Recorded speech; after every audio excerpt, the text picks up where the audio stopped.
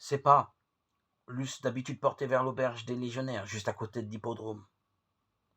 On y servait un vin jaune qui décapait l'esprit et portait à l'impertinence gracieuse.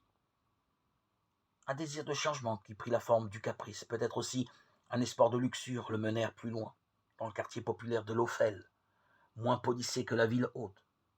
Il s'était à peine aventuré dans une ruelle éclairée çà et là par des luminions qu'une fille à la bouche carminée se pencha à la fenêtre d'un rez-de-chaussée et lui adressa un sourire sirupeux par-dessus une échancrure prometteuse. Elle sentait le nard à 10 pas. De deux désirs, la faim l'emporta. Il adressa à la fille un sourire narquois et passa son chemin. Elle lui lança une injure chantante. Il reconnut l'accent mésopotamien. Une odeur de saumure et de friture alla y annoncer une auberge. Il jeta un coup d'œil à l'intérieur. Pas d'ivrogne braillard, donc pas de risque. Il entra. Une quinzaine d'hommes semblaient tuer le temps loin d'épouses monotones. Miracle, on y servait de la bière fraîche, dans de grands verres de Syrie, bleus, avec un filet d'argent.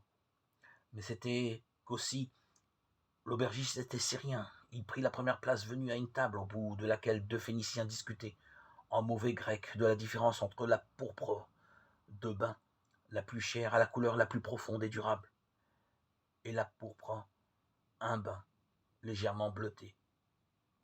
Cratil s'assit à l'une des trois longues tables et commanda de la bière, du poisson en saumure, des olives à l'huile, pas en saumure, une salade de concombre et un pigeon farci, et 2 petits pains au sésame. Près de lui, semblant fuir, l'accompagnait un homme maigre d'une quarantaine d'années, adossé au mur, regardait le plafond, un verre vide devant lui, sa barbe noire rebiquée vers le nez. Par l'échancrure de sa robe, on lui voyait les clavicules. L'aubergiste posa devant Cratil le cruchon de bière, les olives et les pains au sésame. Le Crétois se versa un verre de bière, puis observa le liquide se clarifier, tandis que le mou d'orge descendait lentement au fond, et qu'une fine mousse se condensait au bord. Puis il saisit une olive, la livra à ses incisives pour la dénoyauter, en dégusta le goût musqué et l'enrichit d'une bouchée de pain au sésame. Il dévisagea son voisin, nota la robe qui avait jadis été bleue à rayures noires, mais qui avait été trop lavée, puis le manteau posé près de lui, qui était râpé et couleur de muraille. Il releva surtout la mine maussade de son commensal. Voilà un homme en proie à l'absence, observa-t-il en grec d'un ton plaisant. Tout le monde à Jérusalem parlait grec. L'autre baissa les yeux vers lui, des yeux sombres, rêveurs, tristes, intelligents. Tout homme vit dans l'absence, poursuivit Cratil. Absence d'une femme, absence d'argent, absence de passion. Le barbichu le considéra un moment. Absence du divin aussi, répondit-il en grec. Absence du divin. Y as-tu jamais songé, grec? Le ton de la répartie était plaisant. Cratil sourit. Crétois étranger, crétois, pas grec. Quelle différence? La Grèce est faite d'îles, non? Qu'es-tu?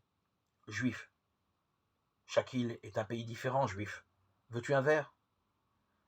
Du vin alors, crétois. Cratil commanda un cruchon de vin. Un des marchands éleva la voix. Du vinaigre, te dis-je.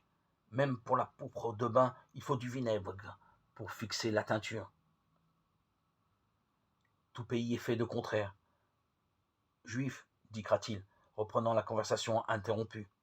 Le tien aussi? La Galilée est un pays de rebelles qui parlent mal toutes les langues, le grec, l'araméen, l'hébreu. Ils ont des cailloux sur la langue.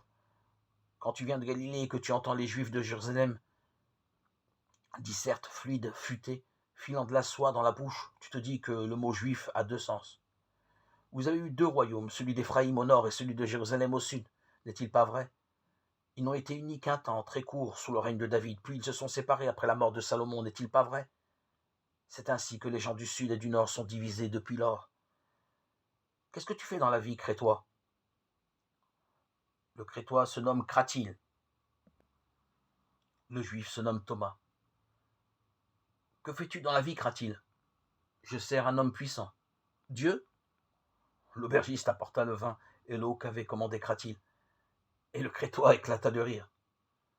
Thomas aussi se mit à rire. On sert toujours un dieu, qu'on le veuille ou pas, qu'on le sache ou pas, singulier, n'est-ce pas? Thomas, observa Kratil, on sert toujours des hommes puissants. Je me demande s'il ne serait pas un jour possible de servir des égaux. Thomas le dévisagea avec insistance, puis versa dans son verre à part égale du vin et de l'eau. Tu devrais être juif, Kratil. Tu aurais dû vivre à mes côtés. Tu aurais connu un homme sublime qui t'aurait enseigné la même chose, mais avec plus de finesse. C'était ton maître? C'était mon maître. Que lui est-il advenu? Il a été crucifié. Kratil fut saisi. L'aubergiste venait de lui servir son poisson en saumure. Il le considéra un instant comme s'il n'était pas sûr d'avoir faim. Veux-tu partager mon poisson?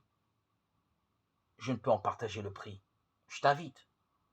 Merci, j'avais faim, dit Thomas, s'emparant d'un morceau de pain sur lequel il déposa un morceau de poisson. Yeshou, dit Kratil. Thomas se figea inquiet. Quel est ton maître, Kratil? Le procurateur Ponce Pilate.